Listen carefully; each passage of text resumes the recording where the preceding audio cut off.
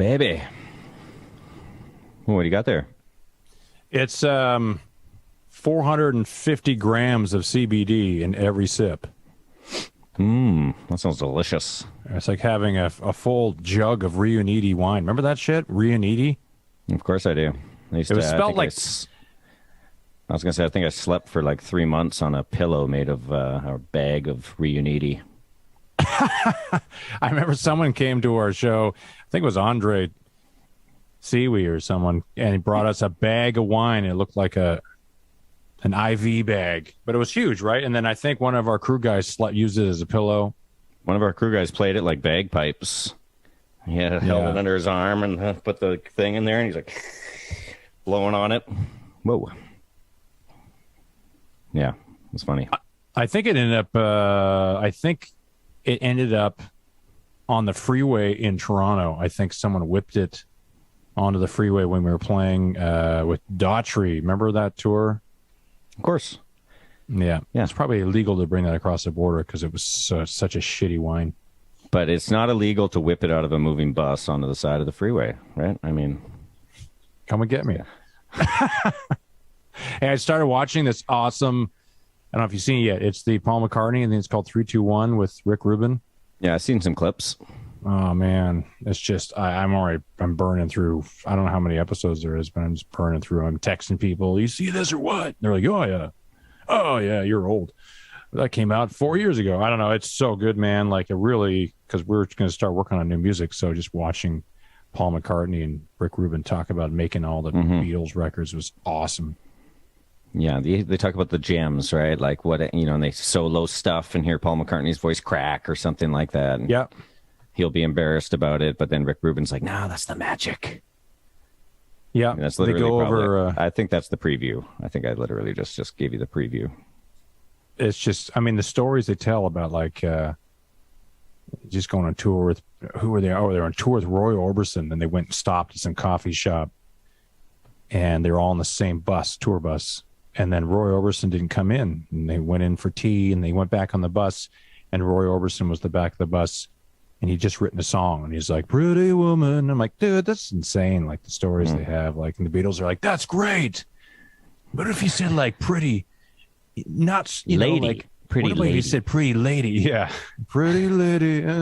That'd be amazing. Yeah, I love Roy Orbison. That's like, reminds me of my dad. He used to always play a lot of, all the oldies, but Roy Orbison, something about that guy's voice, it's just like haunting. And then he just looked like an old man with these weird, like rimmed glasses and all black, dressed in all black. Yep.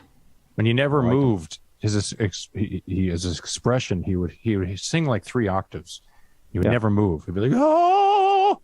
He would never ever look like he was pretty theatrical. Hurting. Right? Yeah, he would just stand there. Yeah, he was great. I like that music video of the Driving Wilburys where after he passed away, they show just the rocking chair. That's right. I think is Roy Orbison our guest today? Is that who we're talking to today? It's the ghost of Roy Orbison. That'd be amazing. No, our guest today actually is not a musician. It's I'm super excited to have this guy on because every one we do is about a musician, and we talk about music with a musician. It'd be cool to talk to someone that's about music that's not a musician. We've had some other people on here before, like hockey players, and my new passion too right now. My new passion. That's right. Boxing. I'm just like loving it right now. So I'm excited. He's got some, I think 6-0 amateur boxing record, which I think is similar to my record, which is 0-0. But still not defeated yet. I have not been defeated. So what are you fight yourself and you tie still? That's pathetic. Come on, man, step it up. No wins, no losses. Do you do any, like, when you fight, do you do any of the things like where you like act it out? Like, hey man, what did I just say? Huh? I surprisingly don't. It's funny. I really kind of thought that I was going to like get in there and like hit the heavy bag. Like I was like the angry cry fight, just start crying and throwing fists as hard as I can. But you know what? You following these guidelines and it becomes this really focused training session, and you aren't thinking about who you're mad at or any of that stuff. You're just focused on doing the stuff properly and hitting all the, the bag in the right position and technically just executing stuff. So it's interesting because I really was looking for it like it was going to be some kind of, shedding all these negative things, but it happens, but just not consciously. Yeah. Well, you are also shedding 4 pounds of sweat. Yeah. I'm doing it in my garage in Montgomery, Alabama. It's 95 degrees outside. Well, let's intro our guest here. Let's get him on. Now, all right, our guest today is a martial arts expert with 24 years of training, including a 3rd-degree black belt in karate, a 3rd-degree black belt in Elisa Judo, a purple belt in Brazilian Jiu-Jitsu, has amassed a large following of fans with his McDojoLife Instagram and YouTube, as well as his own podcast. Please welcome Rob Ingram. Come on. Woo. Yo, what is up? I love it. Here comes my floating head on the screen. Hey, I exist. What is up? Effects. It's funny. I was talking about Roy Orbison. That was like the first tattoo I decided to get on my ass cheek. And you know what? No regrets. It's a great tattoo. Courtney, if you could flash up the photo of that tattoo. I didn't send it in. We'll do that in post. We'll get that in post. That's amazing. John, thanks for coming on, man. Yeah, I appreciate it, dude. I love talking shop. It's like, funny enough, we actually just made a music video. Like, ironically enough, we drop it September 1st. A friend of mine who was a follower, we wind up just shooting the shit. I actually really enjoyed his music, and I hit him up one day, and I was like, have you ever done a song about martial arts? And he was like, no, because no one does songs about martial arts. It's like 5. And I was like, that's the problem. I was like, there's a slew of ideas. And so we made a McDojoLife theme song about a dude who gets his girlfriend taken away from him by a fraudulent martial arts instructor. And so he learns even more fraudulent martial arts to battle him for her love. And it's pretty good. Pretty fun. That's awesome. This sounds like a song that needs a video for sure. Oh, it's gold. Pure gold. So is it done? You said it's done? Oh, it's done. Yeah, we're just putting it right now. I think they have to go through that process of like getting it like approved through their streaming service. Like I think they're going to do it through Spotify. I guess there's a process. You don't just get to upload it and everything's hunky dory. So they're putting that up right now, and it should be maybe done in the next couple days. But then we're going to do like a music release thing for it and a music video on September 1st and all that good stuff. So it should be fun.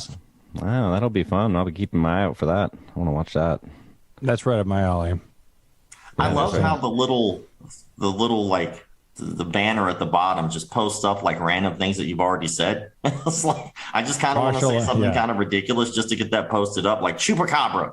Let's see if that gets popped up. Good luck now, banner. We have we have like a 7-figure production budget, so we're always like we're pushing it. We want to make sure we keep that budget every year. What are the 7 figures? Are they 7 different figures, or well, 5 of them come after? 5 of them come after the dot. Yeah, exactly. And y'all have a bigger budget than me. So tell us about, like, I went and researched because I never knew what a McDojo was, but we all grew up, like, me and Dave grew up kind of in the 80s and 90s. So back when, like, every 80s movie, whether it was Chuck Norris or Jean-Claude Van Damme, I mean, everyone wanted to learn. Best of the best. Best of the best was one of my best of the best. Great movie. Yeah. Was that Eric Roberts? Eric Roberts. He's all like, he's all managed up. So good.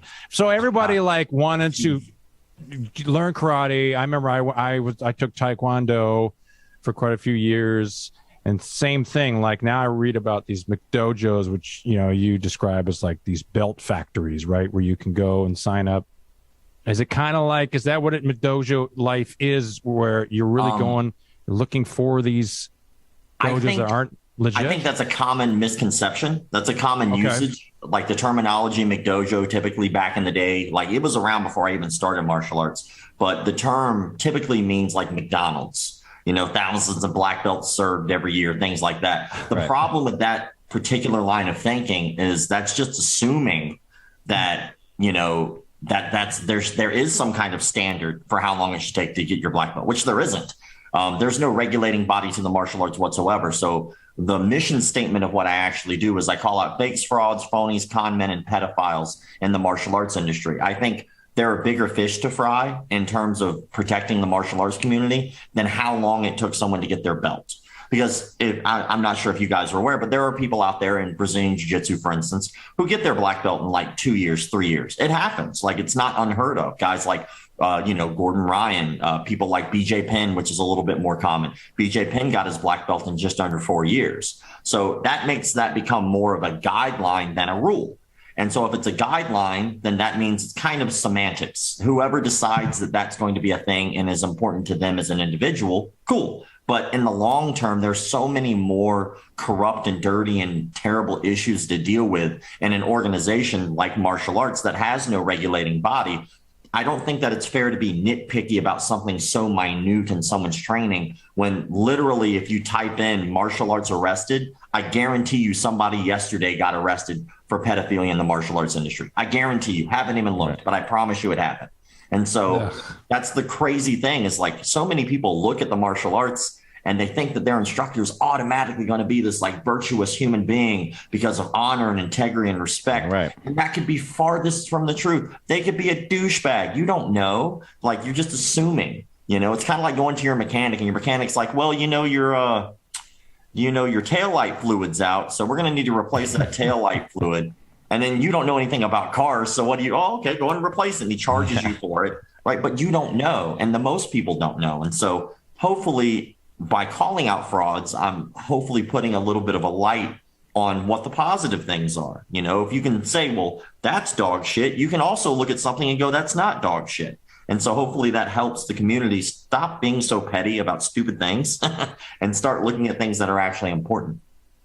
You're seeing a lot of people moving to these at-home training, right? You see a lot like Peloton blew up, right, in the last year and a half. And I mean, I got this fight camp thing, which is literally just, it's a heavy bag and trainers on my iPad, basically. And, I love it. But it's literally just me and the bag and an iPad. It's no longer, this actual personal, I'm not going to any kind of gym. Are you seeing this uptick in that kind of workout? And are people not going to dojos as much as they were in the past? Or well, I mean, I think that last year everything got hit in terms of gyms and businesses anyway in terms of COVID, especially certain places like New York, for instance. Like right now, they just passed that rule where you can't even go to a gym without a passport, like a vaccine passport. Right. And, people are going to just simply not go if that goes against their individual beliefs. And so that's a shame because that makes the small business the one that gets hurt from that. So, yes, there's a huge uptick in people training at home by themselves. I think that there's something missing to that because martial arts, for self-defense anyway, it's very important to have another human being on the other end of you. It's nice to have different bodies, different shapes, different, what do you call it? Well, they say, a punching bag doesn't fight back. Ah, yes, right? Brick, no hit back. Well, I always tell people for every 20 minutes of heavy bag work I do 40 minutes of turtling just on my own. Not like just crying in the fetal position. Yeah. What have I done with my life? Okay. Okay, Dave, that was fun throwing punches. Now what if you get in a real fight? Turtle.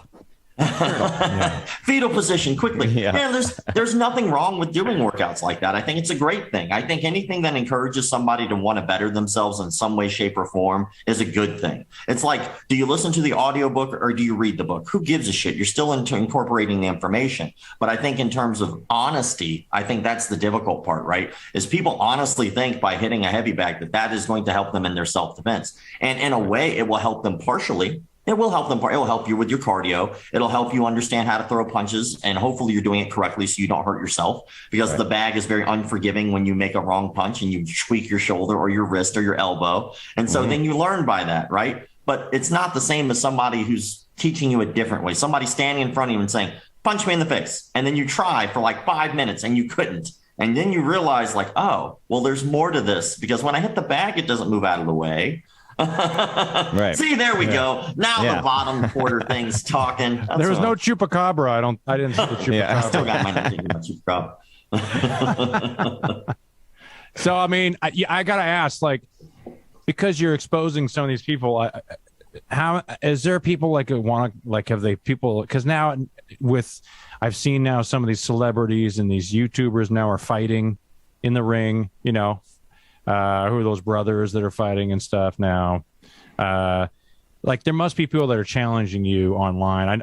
I saw one thing where it was the guy with the gun, was in Russia or something. Yeah. He was standing up and the guy was like shooting bullets right next to the guy's head. Yeah, that was actually in the United States, but they were Russian. They just came over here and they literally, after doing that, they were like, we don't care if we get kicked off of ranges. I was like, you should care if you shoot your friend in the face because you're a moron. Like, there's a reason rules are in place. But yeah, I get challenged all the time. But the truth is like I have like 800,000 people who follow me on social media worldwide. If I fought everyone who challenged me to a fight, one, that would make me an egotistical dick. That means that like I'm taking everything they say to such heart that I'm willing to fist fight everyone who says something I don't agree with. That's just dumb. And then the other thing, I would never stop fighting. I would never actually get any work done. Everything I would do would just be training, eating. What's my schedule today? Fred. Well, let me look at the Rolodex. It looks like I'm fighting Loves the movie Magnolia 1 versus me. And then Lives in His Mom's Basement 2 is fighting next. So we'll have to work on that. Loves the movie Magnolia. Who doesn't? Is this guy for real? I'm going to start following him on Instagram. Magnolia. I love it. Yeah. So, I mean, what is next? I always thought of like watching what you do and look and go, like, have you ever thought about doing the next step would you ever think about doing like a travel thing where you would go around and maybe get out of your house? And would you ever think about going to and confronting any of these people? I mean, it might be difficult because don't want to be on camera. But you ever thought about doing anything like that? You'd be kind of surprised because we actually filmed the full documentary. It took us 3 years from beginning to where we are now, which is finishing the editing phase and working on distribution. The hard part has been distribution. Because no one wants to buy a movie from somebody who has not made a movie before. So like people are like, we'll see what you come up with and then we'll buy the finished product. But we actually already finished filming the entire movie. And you'd be amazed about how many people frauds actually agreed to be on camera. The thing about it is that to us, they're clearly frauds, right? But don't think of it like martial arts. Think of it like a cult. Mm-hmm. And when you look at a cult, people in a cult don't think they're in a cult. You know, I can't think of any one cult where the members were like, man, I can't wait to go to the cult meeting today. It just doesn't happen because they don't think they're in one. Right. And the leaders don't think they're cult leaders. They actually think they're helping people. And so, but that's the delusion. That's where it gets twisted, is because we all know that they're obviously taking advantage of people. But after talking to the psychologists and the doctors in the documentary, we found out a lot of really interesting things. One is that not every one of these people knows they're a con man. That was kind of fascinating. They lie to themselves so much that it becomes their ingrained truth, that they truly believe in their heart that they can knock someone out with their mind, or they can touch somebody in their spleen 32 and then knock them unconscious, or make their bowels expel out their big toe, or whatever it is they believe, right? And so, but the followers are the most interesting part, because the followers typically are financially well off, very well educated, and usually are the people who say, I would never fall victim of a cult. And I found that the most fascinating when filming our documentary, because you would think that these people would be naive. But a prime example of this is if you ever seen the documentary Wild Wild Country. They built an entire city for their cult because their cult members were made up of doctors and lawyers and architects. So like, we think in our head that these people are a certain way, and then we all kind of forget that we're all susceptible to this. It's nothing new. Like every person you meet, eventually down the road, if you talk to them long enough, will say some shit and you'd be like, Steve believes in some weird shit. But like, that's because like people usually hold that stuff in. They know certain things about them might be weird and they keep that to themselves. And so those people, unfortunately, do fall victim. And that was the miracle of that, is that because those people did not feel like they were cons or frauds, all we had to do was say, hey, man, we're filming a martial arts documentary. We'd love to interview you. And they were like, okay. One dude said he thought he could dodge bullets. Dead serious, thinks he could dodge bullets. Like heart of hearts thinks that he has the ability to dodge bullets. One dude thinks that he has the ability to hit somebody and kill them 3 days later. You know, it's fascinating because when we talk about it, it sounds so dumb, but they really believe it. And even more fascinating, they got other people to believe it too. Right. So it's crazy, man. Well, I understand why the delusion of the instructors or the grandmasters or whatever, but I'm still confused about how someone can throw a magic chi fireball at you, and you see these guys like fall and they pass out and they have to get the back slap, you know, and they grab their leg, grab his legs. I love that. Cross his legs. Cross quickly his legs before his head explodes. Yeah. So, like, why are you paying money to go to something and then why would you agree to pretend to pass out and have like some guy no touch throw a fireball at you and you're like, oh, and you fly back? Well, actually, it's easier than you think. Do you want to do an experiment real fast? Yes, 100%. Okay, cool. I just need one of you though, because it doesn't work if I do it at the same time. Go, Ty. Oh, okay, I'll do it. All right, you'll do it? All right, cool. So pretty simple, all right? So we're going to pretend that you're coming into my martial arts studio. It's your very first time. Now, there's a couple things to preface this with. One, I did not call you. You called me. That's how every martial arts studio ever works, right? So you already are interested in the product that I am buying.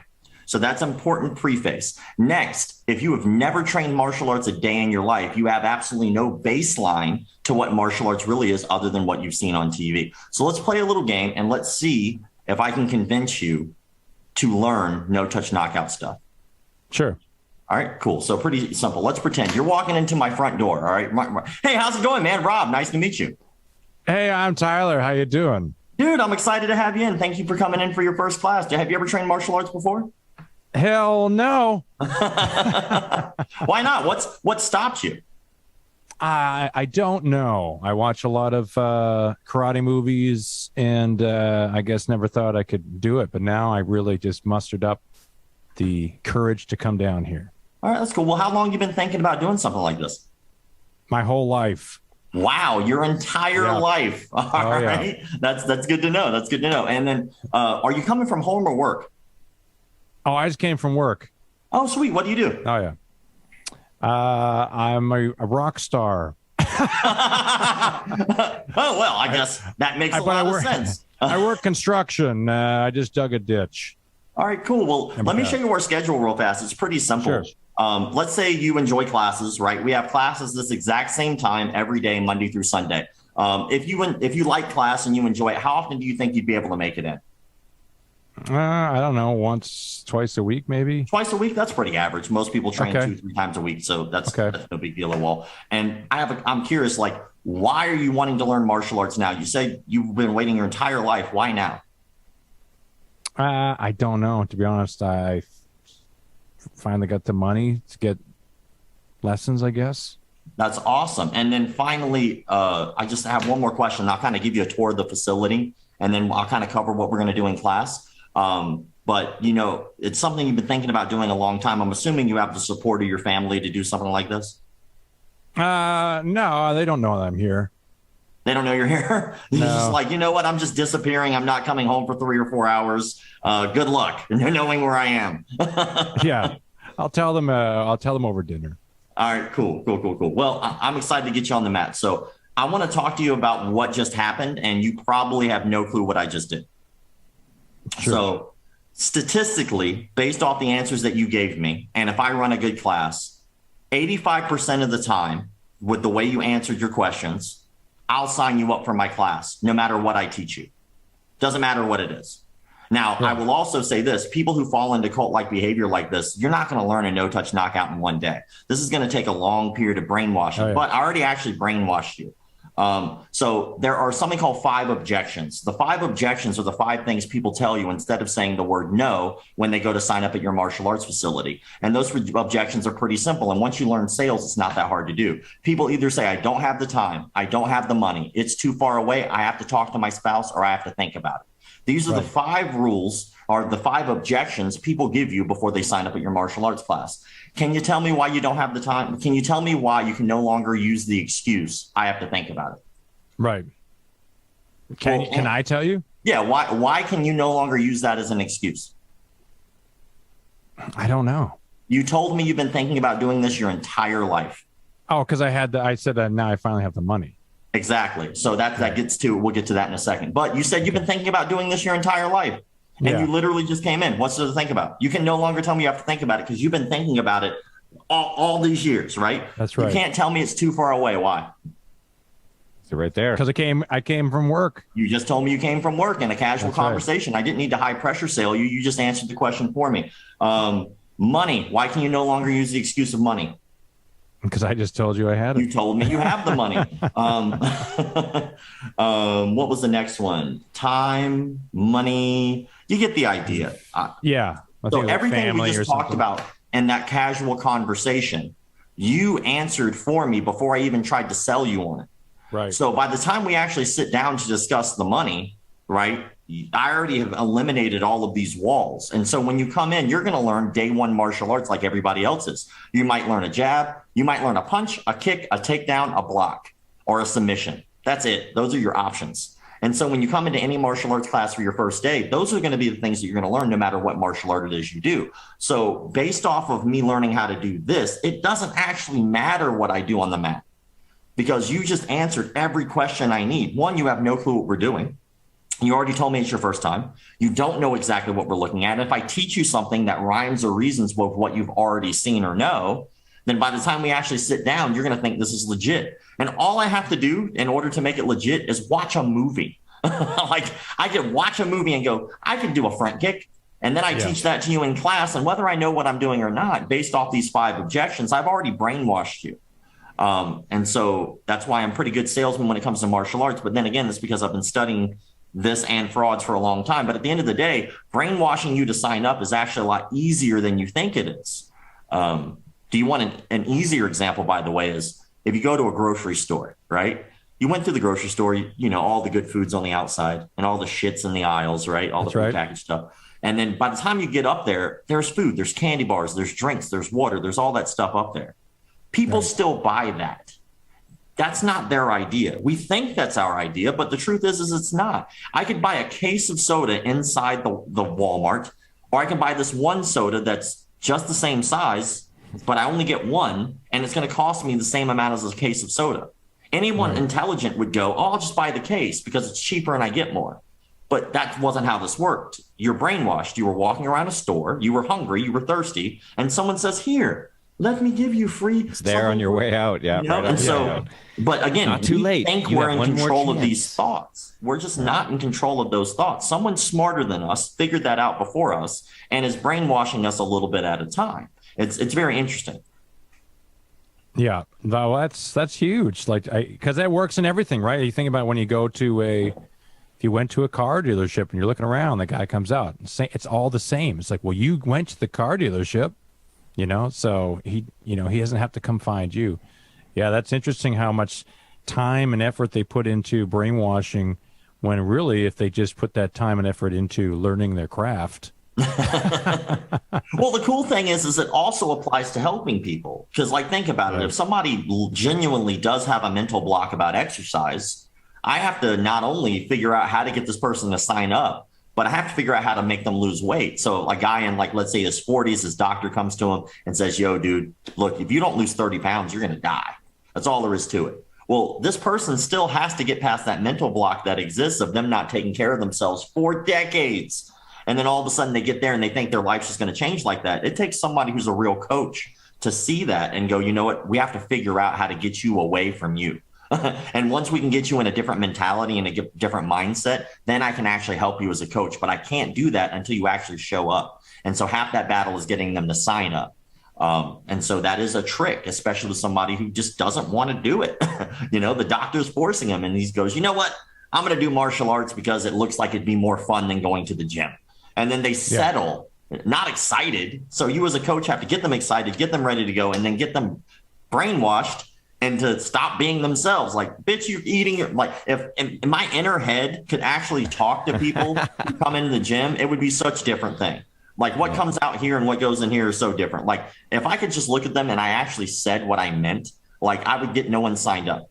I'd be like, all right, dude, so let me get this straight. You need to lose 30 pounds or you're going to die. All right. And then you haven't worked out your entire life. I'll say, well, all right, when do we get the funeral arrangements set up for you? Exactly. Because we have to actually change everything about you and you're not willing to do that. So bye. And then wait, no. Like that's how that probably would go, but it doesn't work that way. So you have to be very encouraging and loving and nurturing to get somebody to work with you. Also a sales tactic, know, like, trust. If they don't know you, they don't like you. If they don't like you, they don't trust you. If they don't trust you, they'll never buy anything from you anyway. Right. Yeah, that's like I saw a meme, I think it was yesterday, and it said, I wish I could just drop my body off at the gym and pick it up when it was done. I don't know, like, it's so true. Nice. I'd be all about that. It's interesting, too, because people will put years and years of work into becoming unhealthy. So, for example, let's say someone gains 100 pounds and it took them 10 years to get that way, but there's an expectation to lose all that weight by summer or something. And it's like, it's going to take you probably 10 years because it's the same thing. You got to put in the same amount of work for a long period of time to get back. So there's people's expectations are so, I don't know what it is, but it seems to be with a lot of people, their expectations are, well, how hard, can I be a black belt in 3 months? You're like, well, no. And then they're like, well, as a trainer, maybe you want that challenge sometimes, maybe you want to say, you know what, maybe I can help change this. It's almost like teachers. I think about, when I started learning guitar in like the 8th grade, and the 8th grade guitar teacher was just a total dickhead. He wouldn't let me play Slayer. And I was like, this class sucks. But then I got into the new school and we're playing, Nirvana songs and Alice in Chains songs. And the teacher was like, oh man, those chords are awesome. This is really cool. And it was like a different mentality. All of a sudden I had a teacher that made me want to play. Like I didn't even want to play in the 8th grade after taking the class because it just wasn't fun. It was like another class. But then, if you're the right kind of trainer, you find the guy, you find what clicks with them, and they see the difference, you see the difference in them. Those are the people that make the difference, right? You're trying to get rid of these garbage guys and populate the dojos with these guys that are for sure actually trying to help the people. And empathy is such a big part of being a martial arts instructor or any job that requires you to work with people. Half the battle of working with people and being good at that job, and I'm sure you guys understand this as well, when you get up on stage, if you don't make some type of connection with your audience doesn't give a shit about you. You're just another band. What makes you stand out above another band is how you uniquely connect, whether it be on a personal level or whether it be on a level where you're actually connecting in the moment or in the lyric or in the chord or the sound. Like there's a connection going on between you and another human being. And it's a skill, it's a craft. And some people put something out there and they go, well, I'm just going to put this out there because I need to make money. Well, those people will fail. Like the people who actually really give a shit, those are the ones who are successful. And then that's also the crazy thing about the frauds in the arts is because they've convinced themselves, again, in order to be successful in this, they've convinced themselves that they're actually helping people when they're doing anything but that. And so it's kind of a scary thing, especially when trying to get people to disenfranchise themselves away from the cult. That's hard. Like people believe what they believe, and that is it. And if you try to waver that, man, they are going to come at you with the venom. Well, that's like when we do meet and greets, and you can pay to meet the band. I think you get like a merch item. We do like a sign 8x10 or something like that, and they get to meet the band. And you wouldn't believe how many people come through and they say to us, like, "This, you must hate this. You must, you guys, it's probably the worst part of your day, right?" And we're like, "No, it's not for the money. We're not doing this because we're broke. We're doing it because we actually love to interact with our fans." And I'll ask every single fan almost like, "What song you want to hear tonight? What song? What's your favorite song?" Like, I want to know because I want to, know we can cater our set list to what they want to hear. And if you get a lot of people like, "How come you don't play this song anymore?" We're like, "Well, guys, I think we should probably put this back in the set because it seems like we're hearing a lot of requests." Yeah. We're actually, we're excited to actually meet fans, and sometimes, I think we did an online meet and greet during the whole lockdown thing, and that's cool. Dave was saying, after we were done, Dave was saying wow, I think we needed that more than the fans needed it because it was almost like this. The connection with the fans after a year of sitting at home was so psychologically needed, So oh man, it's so funny. I was saying with I have a couple of young kids and my wife, and so I feel like this human value as a husband and a father, but there's this part of me that feels so much value in being this part of this band that brings so many people enjoyment and joy through songs, or like you say, this connection to a lot of the lyrics. And man, it was cool to have that meet and greet was unlike any other one because all of a sudden these people felt so comfortable in their homes, one-on-one with the band, no other people behind them in line. It was just and they could just get right deep into things that were heavy. And it was really interesting to see them open up in this environment, and it felt really good. I was like, afterwards, I was like, man, like the one guy talked about a lyric saving his life or something, and I'm like, man, you know, you just like get goosebumps when you talk to these people, and they put the value on something you've done like that, and you go, holy man, you can actually say like he saved a human life with a song that's insane to me. Like, it blows my mind still. I think it's the beautiful part about being in charge of anything that makes any sort of impact to anyone, is the fact that you have this realization one day that you were just doing what you would be doing for free anyway. Like, that's just the truth. Like, if you love something, you were going to be doing it anyway, right? And then one day somebody sends you an email, or somebody sends you a direct message, or somebody bumps into you, and then you're like, oh, fuck. Like, no matter what I do, or no matter what I've done in my past, like, I did at least one good thing for one person, and I know that for a fact because I just met him right now. Yeah. It's cool, man. It's something impactful about that, and I don't think that the majority of people who actually make the biggest impact even have a clue they're doing it, because for them it's Tuesday. You know, right. For everybody else, they're looking at that and they're going, man, that was like the best thing I've ever heard ever. And then they live their life by that, and they tattoo that lyric on their arm, or they tattoo the quote, or they go to the show and they're like, man, I just got to tell you, like they literally did something specifically because you exist in the world. There's nothing more beautiful, and that's a beautiful thing.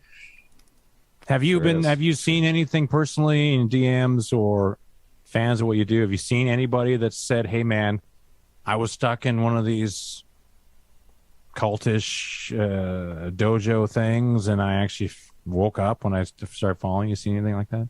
Yeah, for sure. I actually get it quite often. I get a lot more than you would imagine, than I would imagine. You know, because when you first look at it from the outside, it seems like such a niche within a niche, because the martial arts industry is a niche market anyway. I mean, there's not too many people who wake up every day and say, you know what I really want to do is get punched in the face tonight. That sounds great. It's not for everybody, and that's cool. There's nothing wrong with that. We all have our thing. But then on top of that, people who fell victim, you know, I get one lady, I did a story about her. She was being abused by her husband in France, and she fled France with her daughter to the United States. And it was such a small story that didn't get any traction. Like, she became an MMA fighter and completely changed her life and felt empowered and all that good stuff. And it was great to hear. But like, there was no coverage. So I did the story. And then she wrote me, she was like, dude, I really, truly appreciate that you did this. And I think that's going to help other people and show that this is a good outlet and a positive thing for people. Because I usually shine so much negative light on the negative stuff that when I shine some light on the positive stuff, it shines that much brighter. And so, but I did have you do have weird things that come from it as well. Like, I was at a bar one time. I went to a bar. It was a friend's birthday. We go up and the bouncer recognized me, and he was like, yo, man, let's take a picture. And I was like, all right, cool. We took a picture, and then we moved on. And then later that night, I'm in the bathroom and I'm at a urinal and I'm just chilling. And all of a sudden I felt like eyes on me. And that's not when you want to feel eyes on you. And so like, I like looked over and there was a dude just staring right at me. And I was like, hey man, how's it going? How's it hanging? Can I help you? And he was like, dude, I'm sorry. He goes, I didn't mean to stare. I just recognize you from the page and I'm a big fan and all that. He goes, can we take a picture? And I was like, well, maybe not right now, because you know our penises are in our hands and stuff. But maybe I just want to shake your hand, man. I want to shake your hand. Come on. Hey, buddy. And then he wouldn't let me leave the bathroom until we took a photo. Now, granted, he was hammered drunk, but at the same time, like, you know, it's just cool. Like, it's weird, but it's cool because you don't get shit like that when people don't know you exist. You know, like, eyes on your own paper, son. Like, we just look straight ahead, and that's all that would be, you know? Yeah. Have you ever heard of the amazing Randy? Yeah, for sure. Dude, James Randi is a legend. He passed away 2 years ago. Unfortunately, we were going to actually interview him for our documentary, and he passed away before we were able to because of COVID. And man, it really took some wind out of our sails. But you know, he's a legend. He spent his entire life calling out frauds. Yeah. And then he actually had a check in his pocket. It didn't start off this way, but he had a check in his pocket called the $1 Million Challenge with James Randi. Yeah. And anybody who could prove that they had psychic abilities or supernatural abilities, and he could not debunk them, he would give them $1 million. And James Randi died with that check in his pocket. That's right. Because it doesn't exist. It was Uri Geller. I know he called out a lot of those guys. But yeah, I just thought about that because I remember the $1 Million Challenge, and I'm like, dude, McDojoLife, like, maybe you need to write $1 million check someday. And is this like really James, Jim, like Jim Carrey? I manifested in my head. Like if I just write myself $1 million check, then eventually I'll have the money. The thing is, you'll never have to write that check because you know what I mean. Like it's one of those things. It's like, right? You could do a challenge, and you'd never have to write that check. But man, that would be something. It's almost like taking the reins from the amazing Randy. I used to love that guy. He was Canadian too. Yeah, I have nothing but respect for that man. It's like I got compared to him a lot, and I don't feel like I'm even close to what he's done. But my life is young, so maybe I'll get there. maybe I'll be that guy later on down the road that was like, yeah, that's bullshit. It's kind of cool to be paid for that job. We actually interviewed a guy he did debunk, though, a guy named James Heydrich. He was on a TV show where he was trying to convince people that he could move objects with his mind. Yeah. And James Randi went up on stage and put some packaging peanuts around this book. Right. And the guy couldn't do it, obviously, because it was a magic trick. But it's just amazing to see how his brain operates by being able to deconstruct the lie. That's what's fascinating to me. Because he knew already, because he was a magician, just like you are a martial arts expert. So he immediately knows, like, no. So, yeah, I remember that guy had like a crazy bowl cut, and he wore like a black satin, like, was a kung fu outfit or something. That was it, yeah. And he used to with wind, right? He would do something, and then he would turn pages on a book or something. Yeah, I remember that. And James Randi was like, try to do it now. And he put it in like some glass box or something. Like, do it now. And the guy's like, damn, it's like Uri Geller. I remember it was. Nope. Oh, kind of froze there for a second. Huge Uri Geller fan. I was saying Johnny Carson was a huge Uri Geller fan. He brought him out, and then he brought out James Randi to screw with Uri Geller, and they took all of his spoons away. And they're like, "Hey, try to bend this spoon." And he knew it wasn't his spoon, and he couldn't do it. And it was like live on television, because I think Johnny Carson was the same thing. He was loved magic, and then he did not like guys that were frauds. So I don't think he liked that Uri Geller was a fraud. So he brought out James Randi to call him out on live television. It was great. Just because we're talking about the subject, like I said, we filmed the documentary. We're working on editing it right now. We actually got to interview James Heydrich, which was the kung fu guy that he debunked. Yep. Wow, really? Yeah. And that guy is in a mental institution right now. We interviewed him via Skype because they would not allow our cameras crew to come in. It's like 80% of that particular mental institution are actually diagnosed psychopaths. And so it was pretty crazy, but we found out all kinds of, like, that dude. I feel bad very small bit for James Heydrich. He had a really rough childhood. He was literally called the family dog and tied to a tree when he was young. It was very abusive, but he went on to like molest 5 kids in his martial arts studio. Right. He got arrested for this, and he escaped prison twice. And because he's a magician, like, of course he figured out how to get out. But, at the end of the day, it was interesting to hear his story. We actually brought him in for the documentary as a subject matter expert, because he's the only fraud that we've met who admitted to being a fraud. And so we were like, well, we'd like to find out how you did it. And if you were some of these other people, how would you have done that? And man, even though he's a giant, terrible human being for what he's done, at least he did that one thing well by helping us expose other frauds. And maybe because of that, I don't know, maybe he gets a little bit of a redemption for some of the things that he's done negatively. But it was amazing to hear him just dismantle the process of how to take advantage of people, how to look for the mark in the audience, how to find the person who is the most susceptible to being manipulated. I mean, he gave us a thesis, like a whole, a seminar on how to do it. It was mind blowing that this man knew so much about how to manipulate people, and he never even had an education past elementary school. Wow. Well, I'm excited to see this documentary. That. Yeah, it's gonna be good.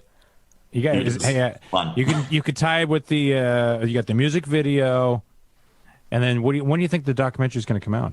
Well, as of right now, we just talked to a guy for a agency, and we were like, with what we have, we did our pitch deck, and we haven't finished our trailer quite yet because it was dark. And I was like, this should kind of feel a little bit more fun. I was like, we did it very sarcastically, so I would like it to feel more sarcastic in the documentary, but it just wound up being too dark. I was like, I'm not presenting that as what we're putting out. Right. And so we went to an agent. We were like, do you think we have enough now to present this to like a Netflix to see if they'd be willing to help us get on some editors and some people who could help us tell a story better, and really make this really well-rounded. He's like, in all honesty, with what you have, it's not ready yet.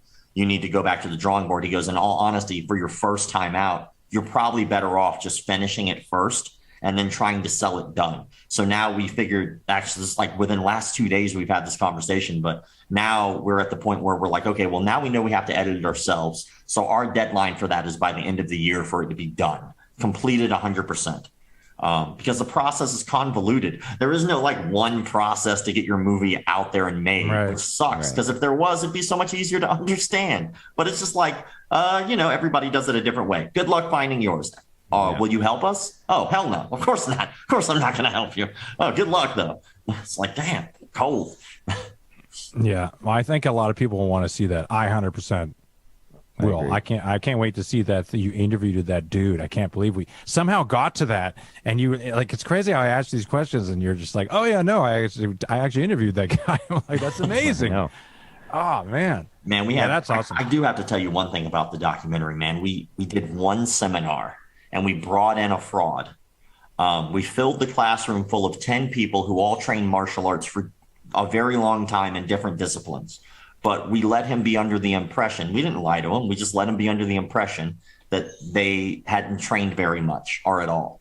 And man, I told them for the 2-hour seminar, for the first hour, I want you guys just to go with it. Whatever he says, whatever he does, pretend it works. But for the second hour, I want you to be yourself. If you feel like you need to talk or ask questions, please do. And at the first hour, it was all nonsense, made up garbage. We all just were kind of pretending it was working. And everybody in there was bone dry. It wasn't very, you didn't have to exert a lot of energy to stand there and listen to this guy speak nonsense. But after that first hour, man, he was profusely sweating because people started asking questions, and these are normal questions anyone should be able to answer, but he didn't have answers. And so finally someone in the audience goes, hey man, well, what happens if somebody pulls a knife on you? And this guy's eyes light up. He goes, oh man. He goes over to his bag and he pulls out a training knife, a rubber training knife. Yeah. And then he said, all right, guys, well, what kind of attack are we talking about here? Are we talking about like a downward stab or like the upward prison shank? And someone goes, oh, the upward prison shank. And so he hands the knife over to the only person in the room who is not trained, who actually has not trained, because you need that person too. It happened to be a camera guy of ours, and he's never trained martial arts a day in his life. But the guy didn't know that. He thought no one trained. So he hands this guy the knife and he goes, all right, I want you to stab me. And our camera guy looks over at me and I go, well, you got to stab him. And so our camera guy commences to stabbing this guy 19 times while he's trying this particular block. Every last one of those stabs went through. And so somebody in the audience was like, well, maybe this would work better, and does a technique that would work way better. And the guy was like, no, it's ridiculous. Let me show you why. He goes, the reason I'm not doing this is because I want to get close. I want to smother the guy. And so he bum rushes our camera guy. And he grabs him around the waist and he's holding on to him by the waist. But the problem is that the knife hand is still completely free and mobile behind his back. And so everyone in the audience can see him, but he can't see what's going on behind his back. And so he's giving this great speech. As you can clearly see, I have complete control of my assailant. And meanwhile, we did a stab counter. Our guy was smart enough not to actually touch him with the knife, but just go through the motions. He got stabbed 49 times during that speech about how safe he was. Now, ironically enough, the only gym we could find on short notice was in Compton. So we're in a martial arts gym in Compton. And so a guy is sitting down for his next class, and he's staring, and his eyes look like a dog who was just curious that he smelled something funny. He's like, what? This doesn't make any sense. And so somebody in the audience was being sarcastic, said, well, what happens if he stabs you in the back? Like, clearly you're getting stabbed in the back. And his response made this guy's jaw drop to the floor. His response was, if you don't see the blood, it's not that bad. That was his professional response to knife defense. And that's scary. That's terrifying. It's funny because the dude got stabbed like 56 times. Obviously, what he does doesn't work. But his response of, if you don't see the blood, it's not that bad. Like, that's your professional response? If you don't know you're dead, you're not dead? You're being stabbed. Well, once you die, you don't feel it anymore. So it's not that bad. Oh, my God. Those people exist. I can't wait to see this. Send us a copy and before it comes out. Definitely. Well, we plan on, now that we actually have to finish the movie on our own, we're going to do a pre-screening. Like, we'll do like an opening thing, and we'll make sure you guys get an invite. Y'all can come watch the first airing. Yes. Sounds awesome. That's a great idea. That's a fantastic idea. We are down. Let's do it. And after it's over, cancel shows if we have to. We'll play a set. We'll play a That'd set. be great. And you know what? We'll jam the McDojoLife theme song. That'd be pretty cool too. Hey man, shoot. I mean, there's so much stuff we could talk about, but thank you so much for coming on our show, man. Seriously, I've been following you for a while, and I actually was, when we started doing this podcast, I went on the Kill Cliff site to look at what else they had, and there you were, and I'm like, hey, this guy's got a podcast. That's awesome. So yeah, you were definitely on the list of people to come on our podcast. So thanks so much for doing it. Well, I truly appreciate it, man. I love talking shop. Obviously, once I get going, man, I can do it for days. Yeah, we'll have to come get a training session in one of these days. Come out and run us through the ropes. Hit me up, man. Let's do it. I'm down. Sounds we'll have to get the nunchucks going, right, Dave? Call me Michelangelo, bro. Call me Michelangelo. Dude, all day. Michelangelo is like my dude. Still trying to be Michelangelo, and I'm in my 30s. Well, what'd you think I meant when I said turtle for 40 minutes, guys? Come on. TMNT, baby. Awesome. TMNT. Right. All day, every day. Well, thanks so much, man. Yeah, dude, we'll talk soon. Turtles. Yeah. Chupacabra. Yeah, we'll talk to you later, dude. Thank you so much. Appreciate you for having me, man. Peace. You got it. See ya. Man, that was enlightening. That was a lot of fun. Some great stories there. My cheeks hurt. Yeah, it's a lot of smiling. I'm smiling the whole time. Yeah, that stuff, like, I love that shit. Like, I can't wait. It's just so crazy that, like, I was like, you ever thought about filming something? He's like, we're already doing it. So yeah, he's on it. He's got everything going on. Yeah, I wanted to get to I feel like there's this correlation to how high people wear their pants and how good they are at martial arts. And like the higher you pull your pants up over your belly button, the better you are. Actually, I meant to ask him about that, if he's researched that at all. That's just a theory of my own. So you're saying my dad is a grandmaster? Your dad was definitely like a triple, black belt. He's a 9th Dan. Yeah, my dad probably could. I took martial arts with my dad. I remember we took Tagido, which was like more of a street fighting stuff. Like, it's more like a lot of like bouncer techniques. Someone grabs you like this, you like take their thumb and like, oh, a lot of that stuff. Sounds like a bunch of fluff, huh? Probably. Him in the spleen 36, is that what he called it? I was at spleen 32. Liver 12 was my favorite on my own dad. I gave him a karate shot my dad's neck, and then he'd crap his pants. No, but it was fun, but it sucked because I always had to partner up with my dad. Right. So my dad would be like, all right, partner up. And it was me and my dad, and I was like 10. My dad would just kick my ass. It's like Kramer and Seinfeld. What are you doing? Dominating. Yeah, that's right. They're 6 years old. And I remember our next door neighbor was some dude years ago, and I guess my dad didn't like where he parked his car and left him a note. And the guy came out and like confronted my dad. He's like, "Hey, I'll kick your ass," and all this stuff. And I'm like, "Man, I don't know if you can kick my dad's ass." My dad was all, "Bring it on." My dad was all like waiting for it. The guy never attacked him. I was sitting there watching in like our front window. Is my dad gonna beat this guy up?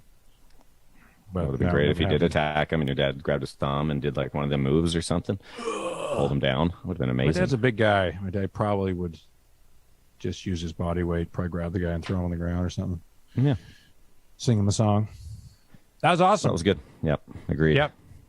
Now what do you got going on, Dave? I'm going to probably, hit Emerald Nights in Burbank. If anyone knows where that is, you're cool. If you don't, well.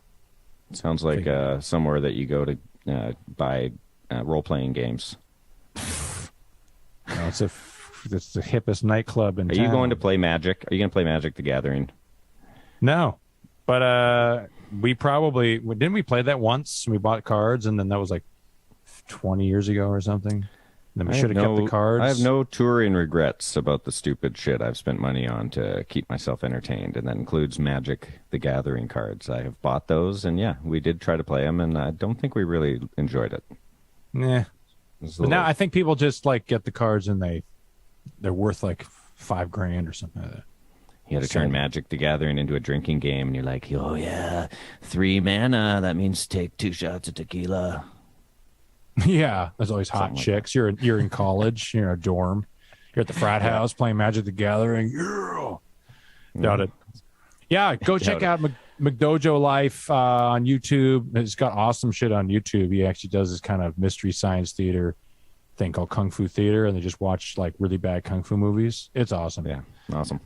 Check that out, McDojoLife on Instagram as well, and bandmeetingpodcast.com, I think. Go buy some merch and check out our other podcasts. And we'll just. And what do I got going? I'm going to go watch American Ninja 1, 2, 3, and maybe 4. Oh, dude. We'll see. So good. We start reminiscing about these old movies. It just brings me back. Yeah, I just actually watched American Ninja. I think it was 3 or 2. I actually believe that. It's the one on the golf course. I did just watch it like during COVID. But awesome. Yeah, and we'll see you. If not here, we'll see you out on the road. Theory of Dead Man. That's our band, in case you're wondering. Peace. We'll see you all soon. Bye.